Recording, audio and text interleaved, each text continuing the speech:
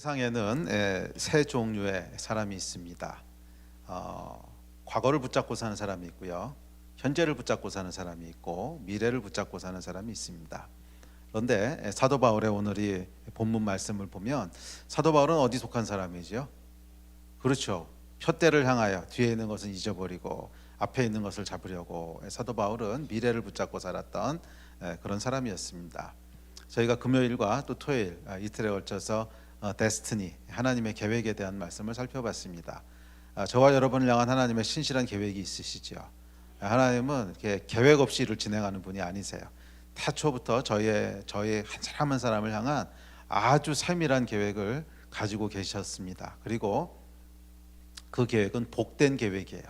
그러니까 그 계획을 이루어갈 때 우리가 가장 행복하고 인생도 가장 충만하고 삶의 후회도 없고 만족스럽고 그런 인생을 하나님께서 계획하셨습니다. 그래서 우리가 하나님의 말씀을 듣고 순종하고 헌신하고 그러는 것은 사실은 어휘 자체가 잘못됐어요. 뭐 순종과 헌신이 아니고 우리가 복받는 길입니다. 우리가 복받는 길이고 인생이 풍성해지는 길이고 후회 없고 행복해지는 길입니다.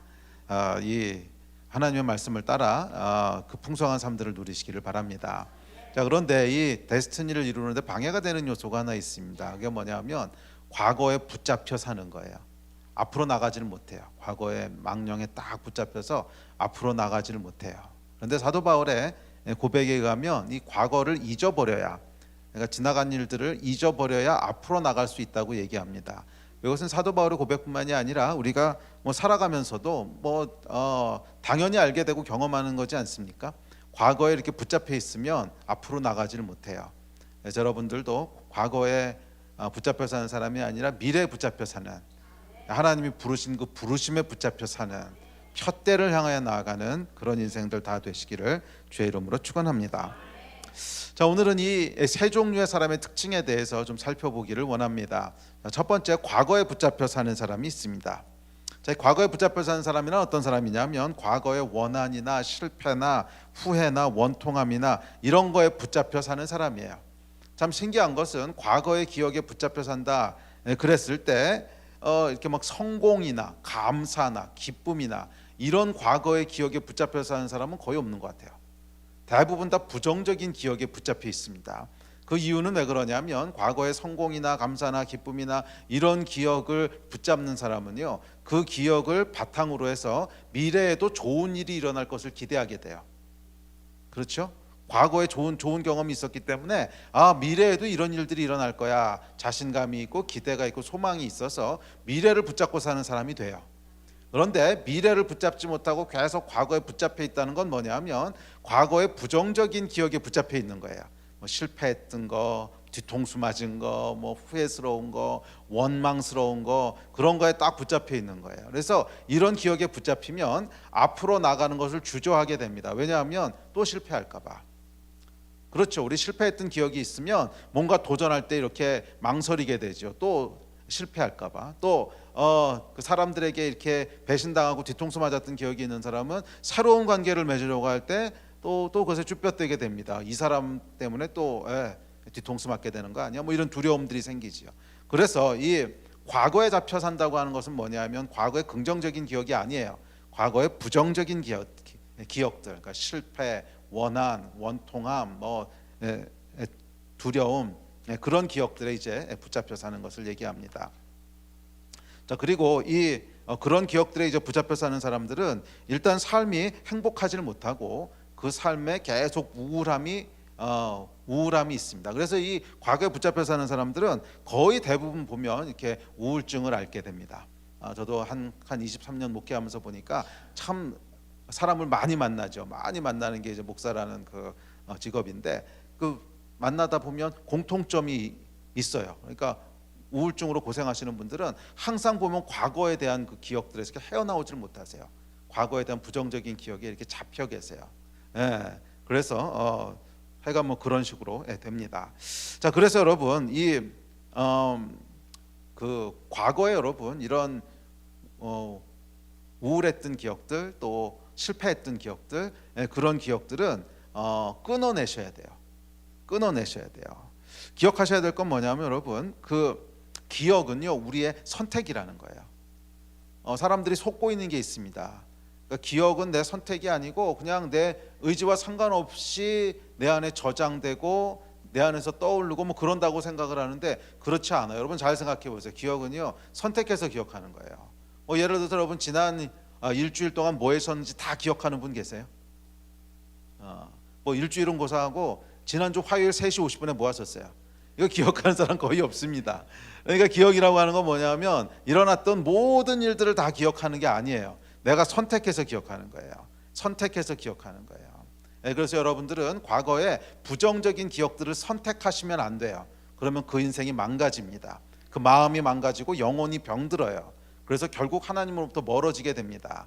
여러분 의지적으로 뭐를 선택하셔야 되냐면 감사했던 기억들, 의지적으로 뭐를 선택하셔야 되냐면 하나님께서 행하신 일들, 의지적으로 뭐를 선택하셔야 되냐면 기쁘고 즐거웠던 일들, 그거를 선택하셔야 돼요. 절대로 여러분 부정적인 기억을 선택하지 마시기 바랍니다. 사실 이 과거를 잡고 사는 사람은 미래에 더 좋은 일이 일어날 거라고 하는 것에 대한 신뢰가 없고 기대가 없다는 면에서 사실은 하나님에 대한 신뢰가 없는 거예요. 하나님께서 내 미래에는 더 좋은 일을 하실 거야 하는 신뢰가 없기 때문에 과거를 붙잡고 사는 거거든요. 그래서 이것은 사실은 우리가 그냥 어떤 성향의 사람이냐, 과거지향적인 사람이냐 미래지향적인 사람이냐 하는 차원을 넘어서 영적인 이슈입니다. 하나님에 대한 믿음의 문제라는 거예요. 하나님께서 제가 오늘은 힘들 수도 있어요. 어제도 고통스러울 수 있어요. 하지만 하나님께서는 어제 오늘과는 다른 미래를 준비하고 계셔. 이 믿음이 있는 사람, 하나님은 선하신 분이셔. 이 믿음이 있는 사람, 하나님은 좋은 일을 행하셔. 이 믿음이 있는 사람은 과거와 현재가 어쨌든지 간에 하여간 미래를 붙잡고 살아요. 그런데 과거에 계속 붙잡혀 있다고 하는 것은 무슨 의미냐 하면 하나님에 대한 기대가 없다는 거예요. 하나님이 뭔가 행하실 거라고에 대한 기대가 없다는 거예요. 그래서 이것은 영적인 문제입니다. 그래서 계속 과거에 붙잡혀 살면 하나님에 대한 신뢰가 없고 믿음이 없기 때문에 우리 영혼이 병들게 돼요. 영혼이 망가져요. 저는 목회하면서 이런 분들을 얼마나 많이 봤는지 몰라요. 우리는 여러분 하나님께 사로잡혀서 살아야 되지 과거의 망령에 사로잡혀 있으면 안 돼요. 과거는 여러분 죄송하지만 여러분만 힘든 거 아니고요. 다 힘들어요. 다. 이게 타락한 세상에서 살아가기 때문에, 하나님을 떠난 죄 가운데서 살아가기 때문에 어려움 없는 사람 아무도 없고요. 트라우마 없는 사람 아무도 없어요. 이 사도 바울만 봐도 여러분 정말 파란만장한 인생을 살았지 않습니까? 이 사람이 여러분 우리가 사도 바울의 위대한 선교 사역만 집중해서 보니까 뭐 대단한 것 같아 보이지만 이 사도 바울이 살아왔던 과거의 삶을 보십시오. 얼마나 많은 어려움이 있었습니까? 매도 맞고 쫓겨다니고 배신당하고 그 다음에 누명을 쓰고 감옥에도 갇히고 하여간 파란만장한 사람입니다. 세상에 여러분 파란만장하지 않은 인생은 없어요. 나만 특별히 더 그래, 이 마귀의 거짓말에 속으시면 안 돼요. 우리가 과거에 어떤 인생을 살았든지 간에 그건 그냥 끊어내셔야 돼요. 뭐 안 끊어내면 어떠시겠어요? 과거를 바꿀 수 있는 것도 아니고 그게 계속 여러분들을 괴롭히게 두면 결국 내 영혼만 망가지는 거예요. 기억하십시오 여러분, 기억은 뭐라고요? 우리의 선택이에요. 기억은 우리의 선택이에요. 그래서 과거의 부정적인 기억들을 선택하시면 안 돼요. 그 기억하고 싸우셔야 됩니다. 우리가 살아가다 보면 이제 과거의 부정적인 기억들을 계속 자주 떠올렸었던 분들은 이 안에 이 형성된 기억의 루트가 있어요. 그러니까 우리 뇌에서 그 시납스가 그렇게 형성되기 때문에 쉽게 부정적인 기억들을 자꾸 끄집어내요. 그런 이제 이 선로가 만들어져 있는 거예요. 기찻길이 만들어져 있는 거예요. 그래서 뭘 하셔야 되냐면 그런 생각이 떠오르려고 할 때 바로 끊어내셔야 돼요. 이 기억은 마치 기차 같아서요. 처음에 그 기차 열차가 지나가잖아요. 그럼 줄줄이 따라옵니다. 이게 첫 번째 기차를 놓치고 나면 두 번째 기차는 못 잡아요. 그냥 그 다음부터는 선로가 만들어져 있기 때문에 그냥 쭉 그 기억들이 따라 나오는 거예요. 그래서 처음에 부정적인 기억 하나를 끄집어내면 그다음에 별의별 부정적인 기억들이 다 올라옵니다. 그래서 뭐 아내에 대한 불만부터 시작해서 자식들에 대한 원망, 목사님에 대한 뭐 어쩌고 그다음에 내 주변에 있던 집사님이 어쩌고 권사님이 어떻고 하여간 이것이 줄줄이 따라오게 돼 있어요. 근데 사실 엄밀하게 보면 안 좋은 기억들만 있었던 건 아니거든요. 물론 아내가 뭐 좀 서운하게 할 수 있지만 그 아내가 아니면 밥은 어떻게 먹고 사시겠습니까? 뭐 남편이 좀 부족한 게 있긴 하지만 남편이 항상 부족했나요? 잘해준 것도 많잖아요. 그러니까 이 여러분 뭐냐면 기억은 선택하는 거라니까요. 그래서 내 안에서의 부정적인 기억이 올라오는 것을 허락을 하면 계속 부정적인 열차들이 2호차, 3호차, 4호차 계속 딸려 올라오는 거예요. 그러면 결국 누구 영혼이 망가지는가? 내 영혼이 망가지는 겁니다. 내 영혼이 망가지는 거예요. 그래서 이 열차가 올라오려고, 그러니까 우리가 싸워야 되는 포인트가 있는데 이 포인트를 놓치니까 자꾸 지는 거예요. 일단 기억이 올라와서 두 번째, 세 번째 열차 지나가고 나면 그 다음엔 싸워봐야 필패입니다. 못 이겨요. 기억이 그냥 줄줄줄줄 나오게 돼 있어요. 첫 번째 열차를 때려잡으셔야 돼요. 그러니까 그런 생각이 올라오려고 할 때 거기서 때려잡으셔야 돼요. 하실 수 있어요. 하실 수 있어요. 처음엔 좀 어려울 수 있어도 한 번 하고 두 번 하고 세 번 하고 하다 보면 새로운 기찻길이 만들어지는 거예요. 내 안에, 내 뇌 속에 새로운 선로가 만들어져서 이제는 감사한 생각, 그 다음에 긍정적인 생각, 소망의 기대, 그런 것들이 올라오는 새로운 선로가 만들어지는 거예요. 그래서 반복적으로 선택하셔서 새로운 선로를 만드셔야 되는 거예요. 그래서 여러분, 범사에 감사하라 그랬잖아요. 범사에 감사하라는 게 뭐냐면 감사한 것들을 계속 의지적으로 끄집어내시라는 거예요. 범사에, 모든 일에 항상, 그러니까 항상 감사할 제목들, 항상 기쁜 제목들, 그걸 계속 끄집어내다 보면 처음엔 잘 안 돼도 감사의 선로가 만들어지는 거예요. 그러면 이제 기차가 저절로 그쪽으로 가기 시작하는 거예요. 그래서 한 번 감사가 지나가고 나면 두 번째 기차, 세 번째 기차 줄줄이 딸려오면서 계속 감사가 나오게 되는 거예요. 이걸 여러분 만드셔야 돼요. 여러분 인생 가운데 만드셔야 돼요. 하실 수 있어요. 하실 수 있어요. 지금까지 오랜 시간 동안 혹시 과거에 사로잡혀 사셨던 분이 있다면 이제 새로운 선로를 만드셔야 돼요. 감사의 선로를 만드셔야 되고 기쁨의 선로를 만드셔야지 계속 부정적인 거, 실패했던 거, 뭐 그 선로가 여러분 뭔지 아시죠? 기찻길. 이 기찻길을 계속 두시면 글로 기차가 계속 다니는 거예요. 그냥 아무것도 안 해도 조금만 트리거가 되면은 또 글로 기차가 가고, 조금만 트리거가 되면 또 그쪽으로 기차가 가고. 왜냐하면 여러분 안에 그 기찻길이 만들어져 있어서 그래요. 기찻길은 어떻게 만들어진 건가? 반복해서 그런 생각들을 하셔서 만들어진 거예요. 의지적이고 지속적으로. 제가 사실 저희 교회에서도 가장 강조하는 게 뭐냐면 의지적이고 지속적으로. 이게 우리 인생을 바꾸는 거예요. 한 번에 바뀌어지는 게 아니에요. 한 번에 로또를 바라지 마세요. 구원은 한 번에 이루어지지만 구원받은 자의 성숙해가는 과정은 한 번이 아니에요. 지속적이고 반복적으로, 의지적이고 반복적으로 계속 하셔야 돼요. 처음에 안 돼도 또 하고, 처음에 안 돼도 또 하고, 처음에 안 돼도 또 하고. 뭘로? 의지로. 계속 그걸 선택하실 때 우리 안에 새로운 감정과 생각의 선로가 만들어지는 거예요. 그렇게 이기셔야 돼요. 아멘. 목사님 그래도 감정이 안 따라오는데요. 이 말에 속지 마세요. 감정 안 따라와도 괜찮아요. 감정에 우리가 어떻게 하겠습니까? 감정은 내 의지로 선택하는 게 아니에요. 잘 기억하세요. 감정은 내 의지로 선택하는 게 아니에요. 감정은 그냥 주어져 있는 상황에 대한 내 의지와 상관없는 반응이기 때문에 감정이 안 따라오는데 어떻게 해요? 그런 말에 속지 마세요. 그건 우리 책임이 아니에요. 감정이 책임이 아니라 뭐가 책임이에요? 의지가 책임이에요. 선악과를 따먹지 말라 하는 의지를 명하셨지, 선악과를 따먹고 싶은 마음, 따먹기 싫은 마음, 그런 마음의 감정을 명하시지 않았어요. 그러니까 하나님이 명령하신 것은 우리의 의지지 감정이 아니라는 거예요. 감정은 그냥 나중에 알아서 따라오게 돼 있어요. 알아서. 그러니까 이 감정 가지고 자꾸 씨름하지 마세요. 특별히 자매님들, 형제님들보다 자매님들이 감정이 훨씬 더 이렇게 거시기 한데, 그러니까 여기에 속지 마세요. 감정은 그냥 나중에 알아서 따라와요. 걔는 알아서 따라오게 돼 있으니까 감정이 아니라 의지예요. 의지. 그래서 이제 그 열차의 첫 열차가 올라올 땐 어떻게 해야 되냐면 딱 그 자리에서 무릎을 꿇으셔야 돼요. 길거리가 됐던 아니면 식사 준비를 하던 하여간 거기서 잠깐 멈추고 성령께 도움을 구해야 돼요. 하나님 도와주십시오. 나 이런 생각하기 싫습니다.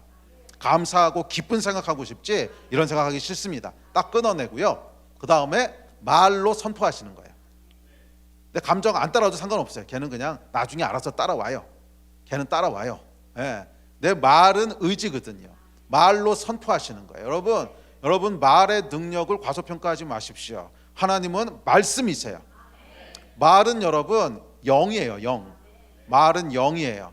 많은 사람들이 속아요. 우리 말이 그냥 우리의 육체의 기능, 뇌에서 나오는 기능이라고 속는데 아니요 여러분. 언어는요, 말은 우리 뇌에서 나오는 기능이 아닙니다. 뇌에서 나오는 기능이라면 원숭이는 왜 말을 못해요? 사람의 뇌하고 원숭이 뇌하고 DNA가 98%가 똑같은데 사람의 뇌하고 원숭이 뇌하고 해부해 보면요, 사람 뇌가 세포수가 조금 더 많다는 것 빼고는 똑같아요. 그런데 왜 원숭이는 한마디도 못해요? 만약에 뇌에서 언어가 나오는 기능이라면 원숭이가 인간처럼은 말을 못해도 인간의 한 30% 정도 되는 언어 기능은 가지고 있어야 되잖아요. 그런데 언어는 어떠냐면 여러분, 언어가 만약에 우리 뇌나 육체에서 나오는 기능이라면 많은 동물들이 있잖아요. 뭐 강아지, 고양이, 뭐 많은 동물들이 있는데 이런 모든 동물들을 일렬로 쭉 세워보면 언어 기능이 점진적으로 나타나야 돼요. 그러니까 하등한 동물은 조금밖에 언어를 못하고, 그 다음 동물은 조금 더 하고, 그 다음에 강아지는 조금 더 하고, 그 다음에 코끼리는 더 하고, 원숭이는 더 하고, 그 다음에 인간, 이렇게 나와야 되는데 잘 보세요. 언어는요, 아무도 못하다가 딱 인간만 해요. 이게 어떻게 육체에서 나온 기능이에요? 영에서 나온 거지. 그리고 성경 보세요. 누가 말을 하는가? 영적인 존재만 말을 해요. 첫째, 하나님이 말씀하시고, 둘째, 천사들이 언어를 가지고 있고, 셋째, 원수 마귀가 말을 하고, 그 다음에 사람이 말하고. 끝. 보이세요? 말이 뭔지? 결국 여러분, 우리의 영혼을 좌지우지하는 게 뭔지 아십니까? 여러분의 말이에요. 예. 제가 보지는 않아도 충분히 확신할 수 있는 게 뭐냐면, 왜 과거에 매이게 됐는가? 말에서부터 시작됐을 겁니다. 예, 10중 8구 말에서부터 시작됐어요. 부정적인 말을 하면서, 내가 부정적인 말을 하면 결국 그게 부정적인 기억을 끄집어내는 거예요. 트리거예요. 입에는 부정적인 말을 담으시는 게 아니에요. 입에는 부정적인 말을 담으시는 게 아니에요. 압살롬이 죽었을 때 말이에요. 요압이 이제 압살롬의 반역을 진압하죠. 근데 제가 그 이름이 기억이 안 나는데, 그랬더니 요압의 부하 장수 하나가 반란이 끝났다고 하는 기쁜 소식을 내가 빨리 달려가서 다윗에게 알리겠다고. 그랬더니 요압이 말립니다. 아서라 아서라, 그거 전해봐야 좋은 소리 못 듣는다. 그런데도 이 바보 같은 놈이 그 요압 장군 몰래 막 달려가가지고 다윗한테 이제 반란이 진압됐습니다. 그러니까 짓다는 기쁜 소식이라고 한 거죠. 그러니까 압살롬은 어떻게 됐냐 그랬더니 죽었습니다. 그랬더니 다윗이 크게 슬퍼하죠. 이게 사실 무슨 얘기냐면 여러분, 부정적인 얘기는 입에 담지 말라는 거예요. 그 소식 내가 전하지 않아도 누군가 다 전하게 돼 있어요.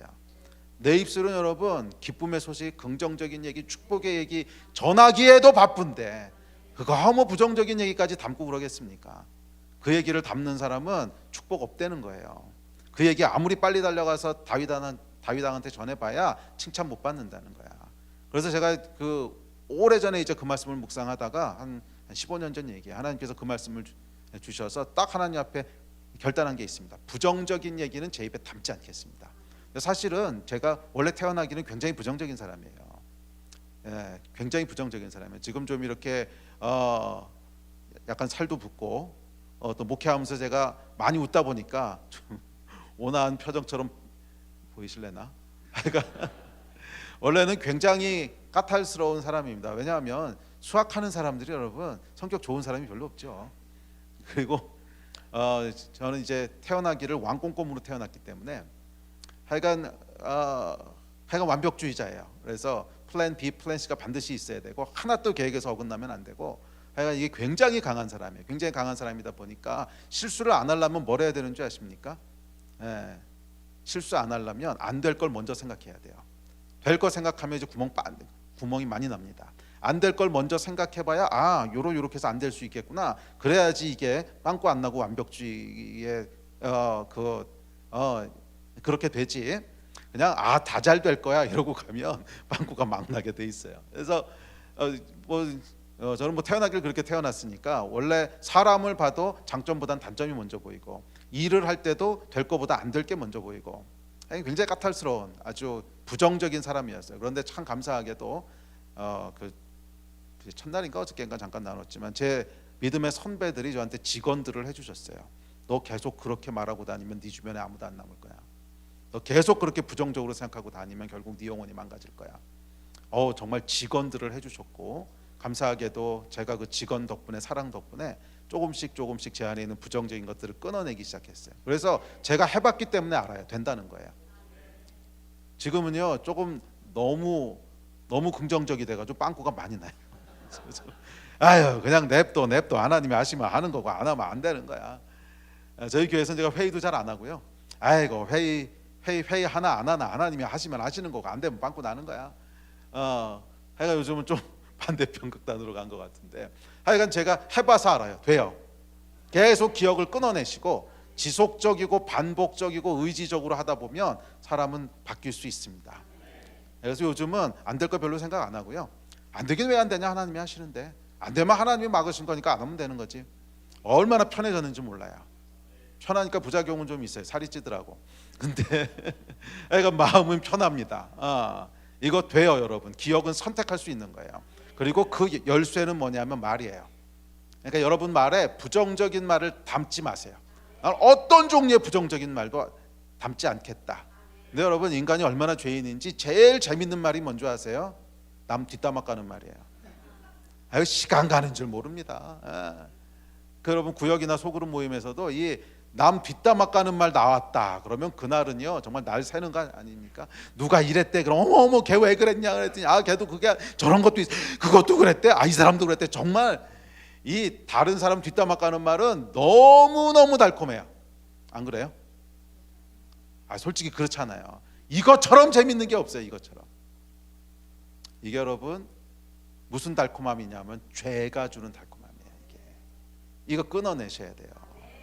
이런 얘기 계속하면 우리 영혼이 병드는 거예요. 계속 부정적인 기억에 사로잡히는 거예요. 네, 남 뒷담화는 하지 마세요. 그래도 알아야 될 얘기 누군가 전합니다. 누군가. 여러분이 안 하셔도 이게 다른 사람 부정적인 얘기하는 게 얼마나 재밌는데 그걸 아무도 안 전하겠어요? 여러분이 꼭 안 하셔도 충분히 전해집니다. 다 그 얘기 전하고 다니니까 염려하지 마시고. 여러분은 뭐 하셔야 돼요? 축복하는 얘기들만 하시는 거죠. 좋은 얘기, 축복하는 얘기, 잘된 얘기. 뒷담화가 아니고 앞담화를 까셔야 돼요. 축복하는 얘기, 좋은 얘기, 그것만 입에 담기도 시간이 모자른데 뭘 이렇게 부정적인 것까지 담으려 그러세요? 그게 우리의 부정적인 기억을 끄집어내는 트리거라고 하는 것도 모르시죠? 계속 부정적인 얘기를 하니까 부정적인 기억들이 딸려 올라오는 거예요. 그게 열차의 첫 번째 칸인 거예요. 계속 부정적인 말을 하니까 그 열차에 줄줄이 딸려서 올라오는 거예요. 부정적인 기억들이. 부정적인 얘기를 하는데 긍정적인 기억이 올라올 리가 있습니까? 남 욕 실컷 하다가 하나님 너무 감사합니다 해보세요. 되나? 말이 안 떨어져요. 말이 영이기 때문에 그 영이 벌써 내 주변에 영적인 분위기를 다 장악해버린 거예요. 부정적인 말, 어둠의 말 계속 하고 있는데 거기서 기도도 잘 안 나오고요. 그렇잖아요, 여러분. 계속 다른 사람 뒷담화 까다 기도하려고 해보세요. 되나? 그거 안 나와요. 말이 영이에요. 계속 감사한 얘기를 하고 축복하는 얘기를 하고 될 거라고 얘기하고 믿음의 얘기, 소망의 얘기, 이 얘기들을 계속 하시면 자연스럽게 기도가 나오는 거 아세요, 여러분? 정말 신기해요. 계속 축복하고 감사한 얘기 하다 보면 기도합시다 이렇게 안 하는데도 하나님 감사합니다 막 기도로 그냥 이어져요. 정말이에요. 저 여러 번 경험합니다. 그냥 축복하는 얘기 하다 보면 어느 순간 기도로 이어져 있어요. 하나님 너무 감사합니다. 이렇게 해주시고 저렇게 해주시고. 이게 여러분 영이기 때문에 그래요. 말은 뭐다? 영이다. 그러니까 여러분이 어둠의 얘기, 부정적인 얘기를 내 입술에서 내뿜는 순간 마귀에게 문을 열어주는 거예요. 그건 분명합니다. 마귀에게 문을 열어주는 거예요. 그거 왜 계속 거기다 문을 여시겠어요? 성령께 문을 열어야지. 성령께 문을 열어야지.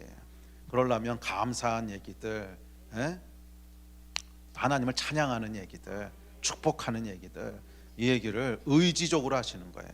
처음에 잘 안 돼요. 그런데 의지적이고 어떻게? 반복적으로. 이 두 가지가 여러분의 운명을 바꾸는 겁니다. 의지를 사용해서 반복적으로. 이게 우리의 영혼의 운명을 바꾸는 거예요. 의지적이고 반복적으로.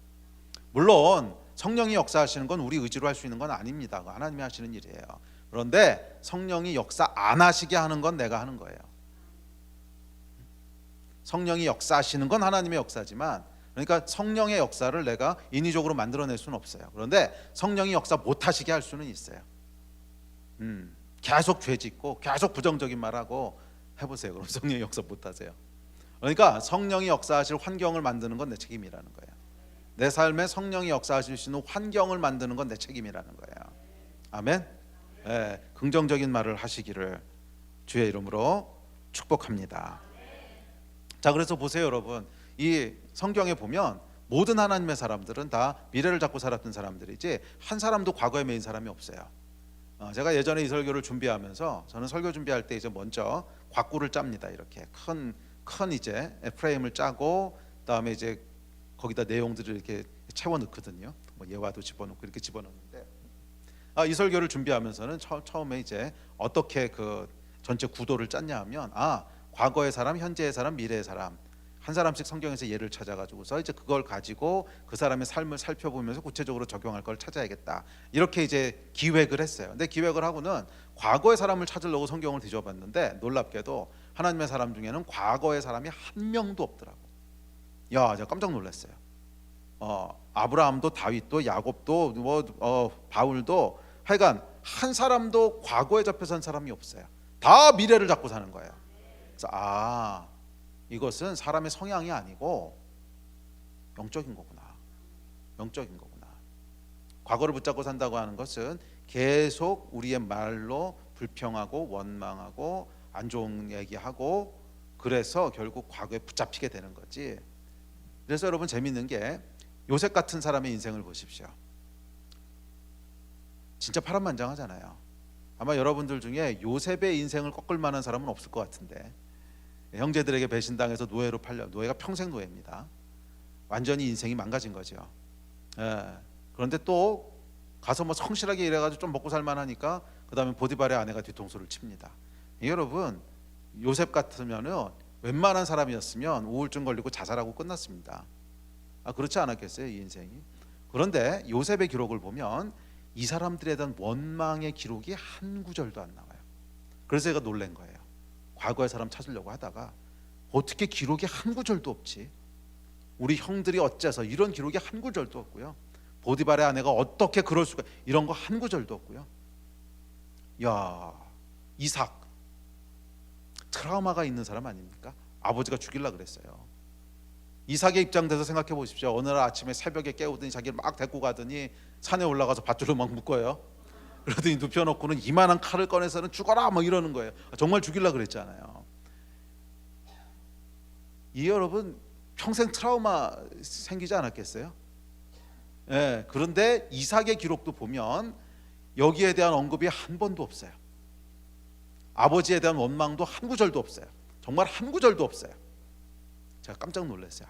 모든 하나님의 사람들은 과거를 잊어버리는구나. 그래서 성경에 보면 사도 바울이 지나간 것은 잊어버리고 이게 하나님의 사람의 특징이라는 거예요. 과거는 여러분 잊어버리십시오. 과거에 뭐 좋은 일이 있었던 원통한 일이 있었던 하여간 무슨 일이든지 그건 뭐 과거를 계속 기억한다고 해서 뭐가 달라져요? 과거를 바꾸시겠습니까? 어떻게 하겠습니까? 어차피 안 되는 거잖아요. 그러니까 그것은 그냥 빨리 손절할수록 그 기억을 계속 끄집어내봐야 우리 영혼만 망가지는 거예요. 그래서 빨리 미루시고 그리고 미래를 잡으셔야 돼요. 하나님은 선하십니다. 하나님은 완전하십니다. 그게 우리 지난 어저께하고 그저께하고 계속 주셨던 말씀이잖아요. 하나님을 경외함. 과거는요 그냥 하나님을 신뢰하면서 잊어버리는 거예요. 과거가 어쨌든지 간에 하나님은 완전하시고 좋으시고 선하십니다.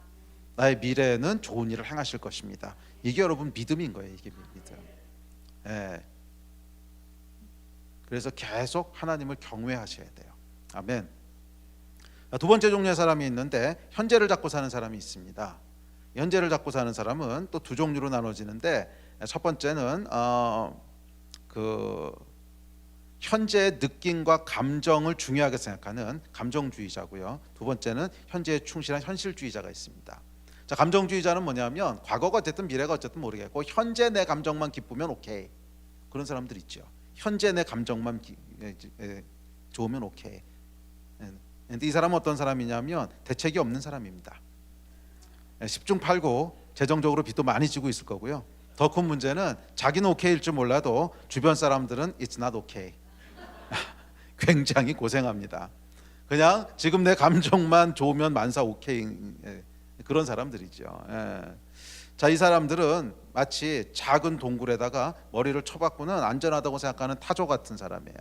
뒤에서 호랑이가 쫓아오는데 동굴에다 얼굴만 집어넣고는 오케이 이러고 있는 거예요. 대책이 없는 사람입니다. 자, 이 사람의 말로는 비참할 것이고요. 당연히 하늘의 상급도 없을 겁니다. 미래를 준비하지 않으니까 그렇죠. 자, 두 번째 부류는 현실주의자입니다. 자, 이 사람은 성실할 수 있어요. 매 순간 최선을 다합니다. 현실에 충실하다 보니까 좋은 사람이란 평가도 받을 수 있고 또 욕심도 없어 보이고 야망이나 사심도 없어 보일 수 있어요. 그런데 문제는 비전도 없다는 거예요. 인생의 방향이 없어요. 성실하게 삶을 살지만 인생이 어디로 가는지 모릅니다.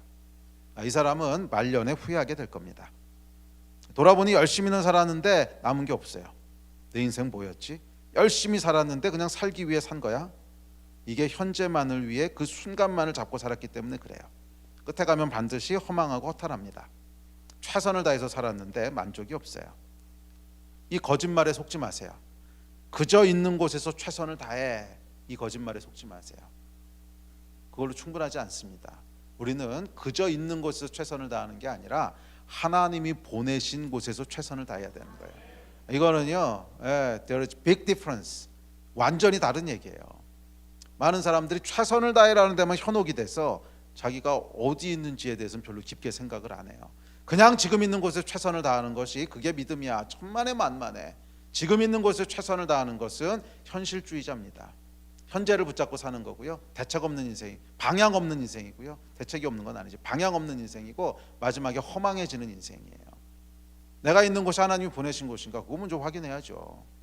여기가 하나님이 보내신 곳인가? 그거 먼저 확인해야죠. 그리고 하나님이 보내신 것이 맞다면 그러면 그냥 바보같이 묵묵히 최선을 다하는 거예요. 그러면 거기에 복이 있어요. 이 차이를 여러분 분명히 아셔야 돼요. 그저 있는 곳에 최선을 다해라, 이거에 속지 마세요. 성실한 게 아니 여러분, 성실한 게 최고가 아니라 하나님이 보내신 곳에서 성실해야 되는 거지. 하나님이 두신 곳에서 최선을 다해야 되는 거죠. 예. 성경에 보면 이렇게 얘기합니다. 그러므로 나는 다름질하기를 향방 없는 것 같이 아니하고 싸우기를 허공을 치는 것 같이 아니하며. 그렇잖아요 여러분. 뛰어가는데 어디로 뛰는지 몰라요. 열심히 빠르게 뛴다고 해서 1등하는 게 아니잖아요. 열심히 빠르게 끝까지 뛰는데 보니까 뒤로 뛰었어요. 그럼 어쩔 거예요? 그 얘기 지금 하는 거잖아요.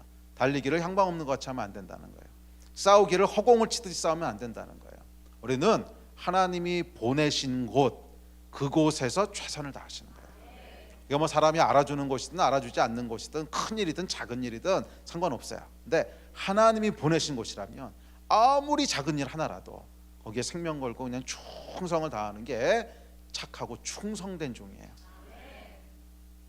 우리 성경에 나오는 착하고 충성된 종아, 네가 작은 일에 충성하였으니 뭐 큰 이 말에 자꾸 속는데, 그래서 작은 일에 충성된 게 잘하는 겁니다. 아니 여러분, 작은 일에 충성되든 큰 일에 충성되든 그것은 상관없는 거고 하나님이 보내신 곳에서 충성한다는 게 중요한 거예요. 하나님이 보내신 것이 큰 일이면 큰 일에 충성해야 되는 거고 하나님이 보내신 게 작은 일이면 작은 일에 충성해야 되는 거고, 하여간 중요한 그 강조점은 어디 있는 거예요? 하나님이 주신 일, 하나님이 보내신 것, 거기서 죽도록 충성하는 거예요. 아무도 알아주는 사람도 없고, 너무 작은 일이라서 야 이런 일이 그렇더라도 하나님이 보내셨으면 거기서 충성되게 하는 거예요. 하여간 보내신 곳에서 충성을 다하는 것이지 괜히 남의 땅 가서 일하지 마세요. 괜히 남의 밭에 가서 실컷 밭 갈아놓고 상급 없어요. 그거. 나에게 주신 유업에서 일하셔야 됩니다. 아멘. 자, 마지막으로 세 번째, 미래를 갖고 사는 사람이 있습니다. 자, 사도 바울이 여기 속했죠. 과거에 어쩌겠어요. 이미 지나갔는데 그것은 딱 끊어버리고 잊어버리는 거예요. 그리고 미래를 잡는 겁니다. 미래 중에서도 특별히 영원한 미래까지 잡는 거예요. 그래서 여러분, 미래를 잡고 사는 사람은 하늘에 소망을 둡니다. 왜? 우리의 미래는 영원한 하늘에 있거든. 근데 미래를 잡고 살지 못하는 사람은 땅에 매이게 돼 있어요. 땅의 일에 일희일비합니다. 사실 저와 여러분은 영원한 시간을 위해서 지음받은 존재입니다. 이 땅에서 우리가 길게 살아봐야 100년 아닙니까? 수명이 120년까지 늘어난다고 하는데 그 20년이 좋은 건지 나쁜 건지는 잘 모르겠어요. 어차피 이 땅에 사는 시간들은 눈물의 시간이고 고통의 시간인데 100년도 길어 죽겠는데 무슨 20년을 더 살라 그럽니까? 하여간 모르겠는데 하여간 중요한 거는 이 땅의 시간은 뭐 한 100년이라는 거예요. 그런데 그 이후에 이어질 시간은 영원입니다.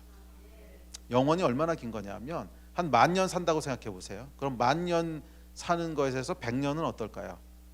순식간에 지나는 시간이잖아요. 그렇죠? 10,000년에서 100년이면 100년에서 1년에 해당하는 시간이거든요. 그러니까 우리가 뭐 100년 사는데 1년 정도의 인생이 이렇게 큰 건 아니잖아요. 10,000년 산다 그러면 100년이 긴 시간이 아니죠. 10만 년 산다면 100년은 아주 짧은 시간이죠.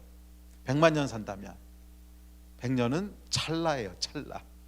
그런데 100만 년도 아니고 1000만 년도 아니고 영원을 산단 말이에요. 저와 여러분은 영원을 위해서 지음받았다고요. 그래서 이 미래를 잡고 사는 사람은 현재 일어나는 일에 그렇게 휘둘리지 않습니다. 좋은 일이 일어나면 그냥 감사하고 슬픈 일이 있으면 그냥 잊어버리고 우리가 영원한 미래가 있어. 그거 붙잡고 사는 거예요. 하늘 소망. 하늘 소망. 아멘. 현재와 과거에 매이지 마세요. 우리는 영원한 시간을 위해 지음받은 존재예요. 이것이 진리입니다. 제가 어저께 저희 선교사들 소천한 얘기를 했지만 39살에 하나님이 이 충성되고 신실한 종을 왜 데려가셨을까? 세상 논리는 이해가 안 되지만 영원의 시간에 비추어 보면 뭐 별거 아닌 거예요. 영원히 살 시간이 있는데 39년 살고 사나 100년 살고 가나 어차피 찰나거든요. 미래를 잡고 사는 사람은 땅에 매이지 않을 수 있어요. 그런데 자꾸 땅의 시간을 붙잡고 살아가면 우리 영혼이 망가집니다. 자, 그래서 이 바울뿐 아니라 요셉도 보면 이제 대표적으로 미래를 잡고 사는 사람이죠. 그래서 아까도 말씀드렸지만 요셉이 그 입술에 원망이나 부정적인 얘기를 달고 산 건 본 적이 없어요. 술 맡은 거는 떡 맡은 거는 때부터 시작을 해가지고서 하여간 속이고 배신하고 그래도 원망하는 걸 한 구절도 찾을 수가 없어요. 심지어 형들에게 뭐라 그러냐면 마지막에 당신들이 나를 이곳에 팔았다고 해서 근심하지 마소서, 한탄하지 마소서. 하나님이 생명을 구원하시려고 나를 당신들보다 먼저 보내셨나이다. 이게 요셉 인생의 비결인 거예요. 하여간 뭔 일이 일어나든지 간에 하나님이 하셨습니다. 아무리 힘든 사건이 일어나도 하나님이 하셨습니다. 배신을 당해도 하나님이 하셨습니다. 물론 뭐 하나님이 일부러 배신당하게 한 건 아니지만 허락하신 거 아니에요. 그러면 하나님은 실수가 없으십니다. 하나님은 선하십니다. 하나님은 완전하십니다. 형들이 나를 팔았어도 하나님은 선하십니다. 보디발의 아내가 배신을 해도 하나님은 완전하십니다.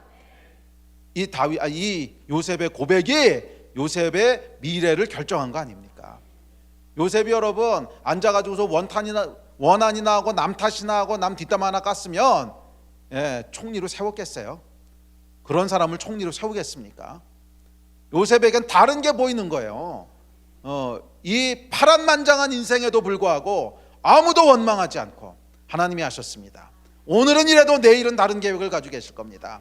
계속 소망을 잃지 않는 그 요셉에게서 다른 걸 보는 거잖아요.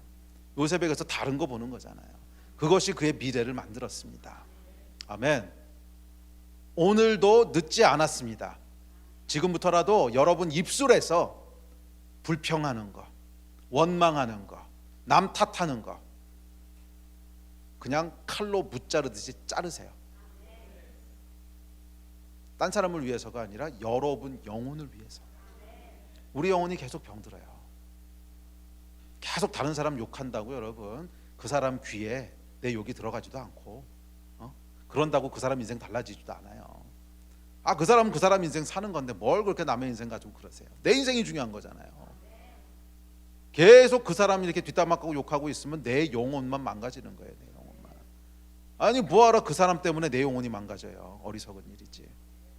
뭐 그 사람이 알아서 하는 거고 뭐 나한테 배신을 했든 뭐를 했든 그 사람은 하나님이 치리하실 거고 I don't care.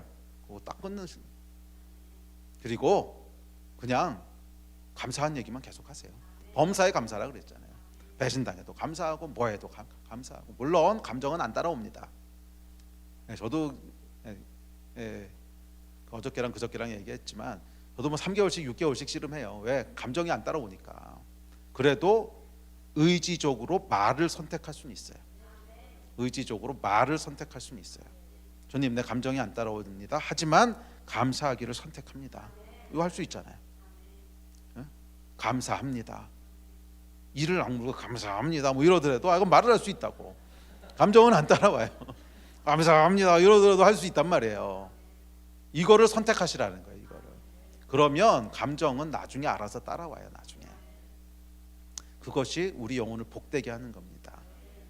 제가 한 10몇 년 전에 그 결단을 하고 나서는 정말 치열하게 싸웠어요. 제 입에 부정적인 얘기는 안 담는다.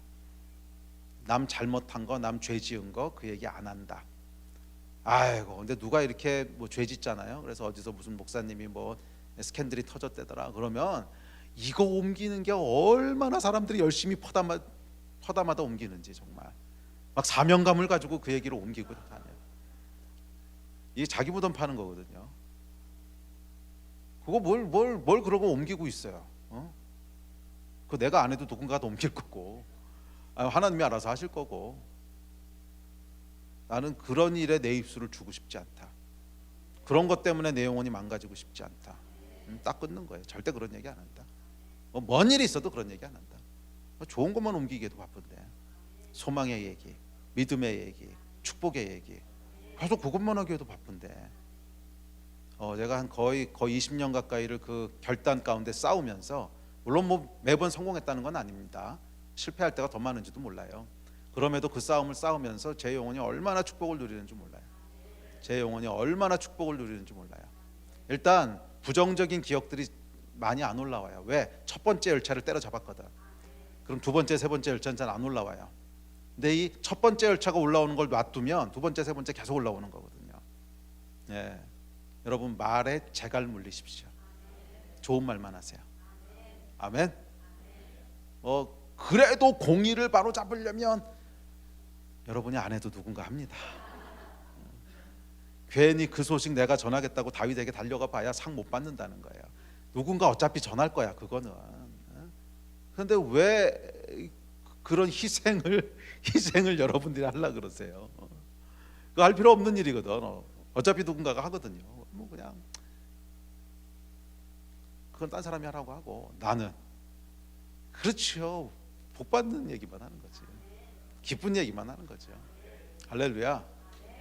예, 영혼이 충만해질 줄 믿습니다. 다윗도 마찬가지입니다. 이 다윗 얘기만 하고 기도합시다. 사무엘 하엘 보면 다윗의 아들인지 모르지, 아이를 하나님이 이제 데려가십니다. 이게 이제 밧세바하고 불륜으로 낳은 아이죠. 그때 하나님이 이제 심판하셔서 그 아이를 취하십니다. 그런데 그 아이가 병에 들어서 아프니까 이제 다윗이 금식하며 기도하기 시작합니다. 얼마나 간절히 기도했는지 주변에 있는 신하들이 염려하기 시작합니다. 저러다 몸 상하시는 거 아니야? 저러다 아이가 죽으면 어떡하지? 살았을 때도 저러신데 죽으면 어떻게 감당하지? 그런데 아이가 죽습니다. 신하들이 이제 수군거리기 시작합니다. 이 얘기를 어떻게 전하지? 큰일 났다. 그러고 있는데 다윗이 눈치를 챕니다. 다윗이 그 신하들이 서로 수군거리는 것을 보고 그 아이가 죽은 줄을 다윗이 깨닫고 그의 신하들에게 묻되 아이가 죽었느냐 하니 대답하되 죽었나이다 하는지라. 다윗이 땅에서 일어나 몸을 씻고 기름을 바르고 의복을 갈아입고 여호와의 전에 들어가서 경배하고 왕궁으로 돌아와 명령하여 음식을 그 앞에 차리게 하고 먹은지라. 그의 신하들이 그에게 이르되 아이가 살았을 때에는 그를 위하여 금식하고 우시더니 죽은 후에는 일어나서 잡수시니 이 일이 어찌 됨이니까 하니 이르되 아이가 살았을 때 내가 금식하고 운 것은 혹시 여호와께서 나를 불쌍히 여기사 아이를 살려주실는지 누가 알까 생각함이거니와 지금은 죽었으니 내가 어찌 금식하랴. 내가 다시 돌아오게 할 수 있느냐. 나는 그에게로 가려니와 그는 내게로 돌아오지 아니하리라 하니라. 아멘. 여러분, 다윗은요 철저하게 미래를 잡고 산 사람이에요. 아이가 죽을 때까지는 정말 금식하며 기도하지만 딱 죽고 나니까 바로 손절합니다. 야, 이 참 대단한 사람이에요. 바로 잊어버려요. 감정이 따라왔겠습니까? 당연히 안 따라오죠. 자식이 죽었는데 어떻게 감정이 따라옵니까? 하지만 의지적인 선택은 할 수 있는 거예요. 과거는 잊겠다. 그래서 깨끗하게 잊어버립니다. 그리고 그 다음에 미래를 붙잡고 나가는 거예요. 자, 그런데 어떻게 그렇게 할 수 있었을까? 다윗이 보면 딱 아이가 죽었다는 걸 알고 옷 갈아입고 기름 바르고 여호와의 전에 들어가서 경배합니다. 뭐예요, 여러분? 이게 예배한 거예요. 사실 여러분, 자식이 죽었을 때 여호와께 예배하는 거 쉽지 않습니다. 처음에 원망의 마음이 올라오고 뭐 저희 교회도 이제 사랑하는 가족을 잃은 뭐 지체들이 있는데 회복하는데 오래 걸려요. 한 1년씩 하나님 앞에 예배도 못 드리고 왜 그러셨습니까 하나님? 왜 그러셨습니까 하나님? 정말 1년 2년 걸리더라고요. 정말 믿음의 사람인데도 뭐 남편이 일찍 죽거나 뭐 자녀가 먼저 가거나 그러면 이게 해결이 안 돼서 예배를 못 드려요. 참 어렵거든요. 그런데 다윗이 하나님의 사람이었던 것은 바로 하나님 앞에 나가요. 이게 뭐냐면 하나님을 경외하는 거예요. 이 일을 행하신 분은 하나님이십니다. 하나님의 주권이십니다. 나는 다 이해할 수 없지만 하나님은 선하십니다. 나는 다 이해할 수 없지만 하나님은 완전하십니다. 이 다윗의 경외함이 결국 다윗을 미래를 잡는 사람이 되게 하는 거예요. 왜? 오늘은 비록 이래도 하나님이 다른 내일을 준비하셔. 이 믿음이 있는 거예요. 아멘. 예. 내 마음이 슬프고 감정은 따라오지 않지만 우리가 하나님을 경외할 수는 있습니다. 하나님께서 더 좋은 미래를 하실 것이란 믿음.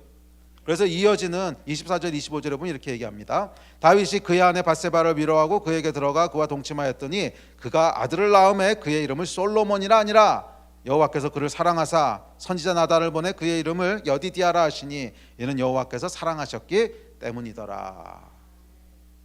오늘은 아이가 죽었지만 내일은 솔로몬을 주실 것이라는 믿음.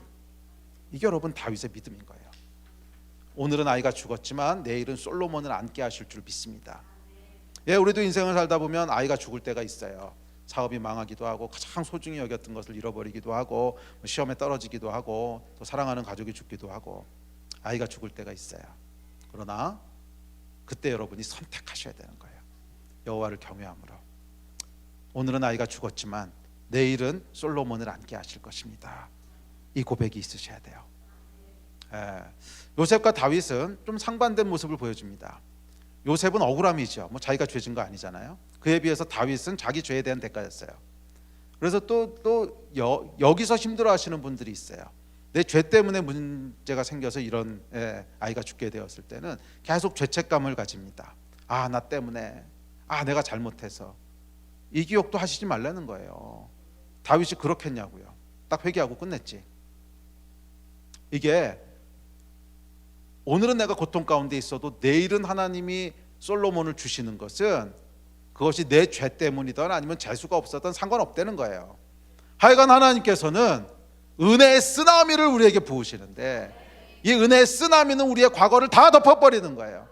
과거에 내가 억울하게 요셉처럼 당한 거든 의인의 고난이든 아니면 다윗처럼 내 죄 때문에 그렇게 됐던 상관없다는 거예요. 하나님 그런 거 구분 안 하세요. 구분 안 하세요. 그런 거 구분하면 그게 은혜입니까? 내가 한 일에 대한 보상이지. 은혜라고 하는 건 뭐냐면 내가 잘했던 잘못했던 상관없다는 거예요. 하나님의 은혜의 쓰나미가 한번 덮으면 내 죄 때문에 아이가 죽었던 뭐 아니면 억울하게 뭘 당했던 It doesn't matter. 아무 상관없어요. 그냥 쓰나미로 덮어버리시는 거예요. 그리고 이미 끝났어. 끝. 더 이상 기억하지도 말고 언급하지도 마. 그래서 놀라운 것은 여러분 다윗의 얘기를 보면 다윗도 이 아이에 대한 언급이 그 이후로 한 번도 안 나옵니다. 그래서 많은 분들이 요 사무엘하 12장을 깜빡하고 넘어가시면 다윗 아이가 죽었다는 사실조차도 몰라요. 정말 잠깐 언급하고 넘어가기 때문에 한 번도 언급이 없어요. 그냥 쓰나미로 덮어버리시고 미래를 잡은 거예요. 그래서 여러분들에게도 이 은혜가 있게 되기를 축복합니다. 믿으십시오. 하나님께서는 여러분을 향한 놀라운 미래를 가지고 계십니다. 믿으십시오. 어제는 아이가 죽었지만 내일은 솔로몬을 안을 것입니다. 믿으십시오. 새 일을 하나님께서 계획하고 계십니다. 믿으십시오. 여러분의 미래는 찬란할 거예요. 여러분의 미래는 감사할 거예요. 여러분의 미래는 완벽할 거예요. 여러분의 미래는 과거보다 좋을 거예요. 오늘은 아이가 죽었지만 내일은 솔로몬을 안게 되실 것입니다. 이게 하나님의 사람의 믿음이에요. 이 믿음을 잃지 않고 살아갈 때 여러분의 미래는 정말 찬란할 거예요. 이 놀라운 하나님의 축복을 누리신 여러분 되시기를 주의 이름으로 축원합니다.